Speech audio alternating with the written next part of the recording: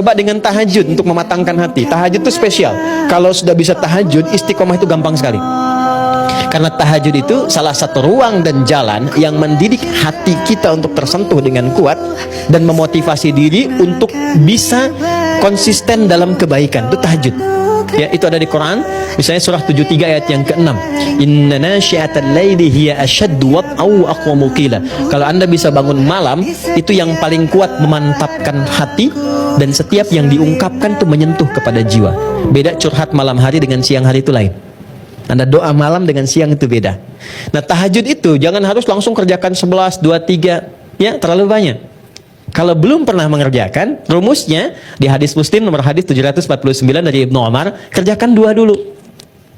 Ya, salatul laili matsna matsna, 2 aja dulu. Dan 2 pun, 2 ini, 2, jangan pilih dulu yang panjang-panjang suratnya. Yang simpel dulu, yang kira-kira bisa kita pilih, yang nyaman kita baca. Suasana hati sedang cool, ya pilih yang cool-cool. Ya, qul a'udzu birabbil falaq, qul a'udzu birabbin nas, gitu kan? Lalu witir 1 rakaat, qul huwallahu ahad, lengkap kan? 3 ya. Dan bangunnya jangan terlalu malam, pepetkan ke subuh. Pepetkan ke subuh. Sekarang misalnya kita dapati subuh 4.25 misal gitu kan. Bangunnya jam 4. Jangan terlalu jam 3 dulu. Ntar bangun jam 3, sholat tahajud 11 rakaat, subuhnya jam 7. Dan tidur lagi gitu kan. Ya, pepetin dulu ke subuh supaya beban ringan kita dapati, dekat ke sholat fardu, nggak nunggu lama. Setelah nikmat itu baru tambah lagi 4 rakaat, tambah lagi naikkan suratnya ke ad-duha misalnya, sampai kita mendapatkan konsisten dengan 11 rakaat setidaknya. Ya, itu caranya. Yang ketiga, bergaul dengan orang soleh. Ya, di rumah angkat semua jadi soleh. Ya, punya visi. Ayo kita bergerak jadi lebih baik yuk. Ya, bukankah kita ingin bertemu lagi, ingin dapat rahmat Allah? Pengen samara tapi jauh dari yang punya.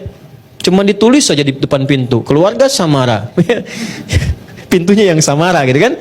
Nah, sakinah mawaddah rahmah itu kan punya Allah. Dekati yang punya, kita dapat. Itu di Quran surah 30 ayat ke-21. Itu kuncinya. Dekati Allah, maka Allah mendekati kita.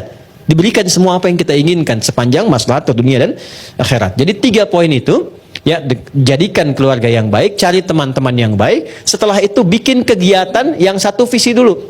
Misal nih, ketemu dengan teman yang baik, gimana kalau kita bikin program untuk tahajud dulu nih, saling ingatkan.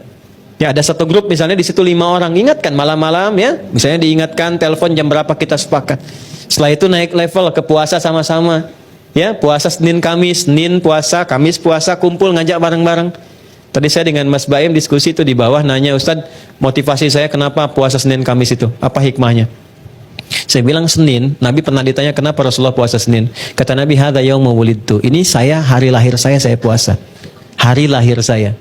Pesannya di situ 2. 1, dalam setiap hari kelahiran kita, syukuri itu kepada Allah. Apa hikmah puasa itu? Puasa itu bagian pentingnya adalah cara mendidik kita menjadi lebih baik.